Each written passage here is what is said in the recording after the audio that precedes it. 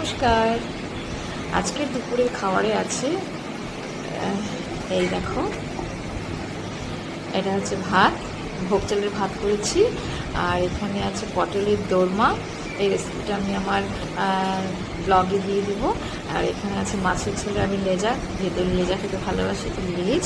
আর আছে এই শশা আর এই গন্ধরাজ লেবু। আর এর সাথে একটা স্পেশাল জিনিস আছে, এটা হলো আমের টক। এই আমের টকটা খেতে আমার ভীষণ ভালো লাগে, তো সবার আগে আমি একটু খেয়ে দেখি কেমন হয়েছে। জাস্ট দারুণ। পটলের দোরমাটা আমি নিজে বানিয়েছি। শুরু করলাম কেমন।